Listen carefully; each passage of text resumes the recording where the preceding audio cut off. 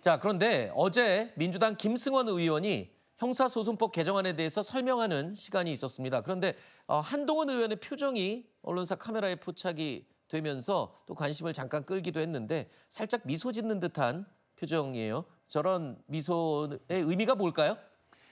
말은 하지만 국민들을 위한 게 아니라 사실상 본인들의 전당대회, 강성 지지자들의 어떤 눈높이에서 얘기하는 거 아니냐. 그래서 제가 볼 때는 좀 기가 막히다. 그런 표정이 자연스럽게 비쳐 나온 게 아닌가 싶습니다. 네. 다른 것 다 떠나서 이 보안수사권 폐지 관련해서 지금 국민들의 어떤 목소리가 어떻습니까? 여론조사 얘기하면 뭐 구체적으로 얘기하긴 그렇지만 과반 이상이 반대하고 있습니다. 네. 민주당 당원들조차 지지하시는 분들조차 비슷하게 나오고 있습니다. 그리고 대통령이 뭐라고 했습니까? 예외적 허용을 얘기를 했는데 다른 사람도 아니고 국정에서의 2인자라고 하는 김민석 전 총리 그분이 뭐라고 얘기했습니까? 보안수사권 폐지가 옳다고 누차 밝혀왔습니다. 왜 그랬습니까? 전당대회 앞두고 어떻게 보면 입장을 밝힌 거잖아요. 그런 차원에서 봤을 때 네. 저는 이재명 대통령이 수기 과정을 거쳐가지고 뭔가 국회 몫으로 던졌다면 네. 저는 답은 이재명 대통령이 제2요구권을 통해 가지고 수기 과정을 더 거치게 하는 게 네. 맞다고 봅니다.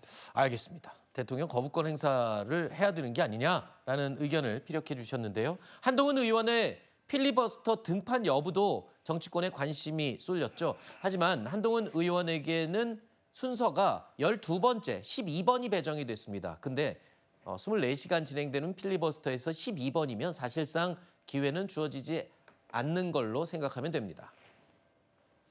지금 우리의 필리버스터 제도가 기형적이어서 그냥 24시간 안에 끝내기로 돼 있잖아요. 무제한이 아니죠, 지금은. 그러다 보니 순서를 후순위로 정하게 되면 사실상 그 기회를 받을 수 없게 되죠. 주호영 부의장을 비롯한 다른 훌륭한 분들께서 제가 하고 싶었던 말씀들을 국민들을 위해서 대신 해줄 수 있기를 기대합니다.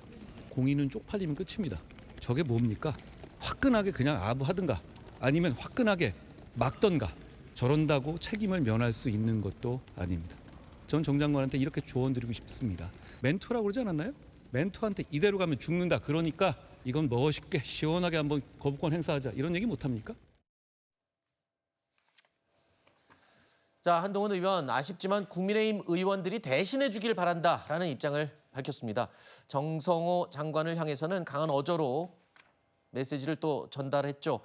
작은 잘못된 걸 막을 때 거는 거지 도망갈 때 거는 게 아니다. 뭐 직을 걸고 직은 잘못된 걸 막을 때 거는 거지 도망갈 때 거는 게 아니다. 직을 건다는 거에 대한 의미를 계속 따갑게 얘기를 하는 거죠. 멘토한테 시원하게 거부권 행사하자. 이게 이제 대통령에게 거부권 행사 건의를 좀 하라는 그런 메시지죠. 국민의힘도 본회의장 앞에서 시위를 하는 모습 지금 영상으로 보고 계시는데요. 글쎄요, 일단 절대 다수석을 차지하는 여권 뜻대로 통과는 될 걸로 예정이 돼 있죠. 오늘 오후 4시 이후에 시행이 될 예정입니다. 보안수사권뿐만 아니라 막판에 여당이 추가한 공소기각 사유 확대하는 부분을 놓고도 야권의 반발이 거센 상황이죠. 이에 대해서 민주당은요. 새로운 것이 아니다. 판례를 조문화했을 뿐이다라면서 거듭 강조하고 있습니다. 새로울 것도 없고 또 불명확할 것도 없습니다. 판결에 의해서 축적된 법리를 조문화시킨 것일 뿐입니다. 위법한 공소 제기가 있을 때에는 공소 기각을 하도록 포괄적인 규정이 있습니다.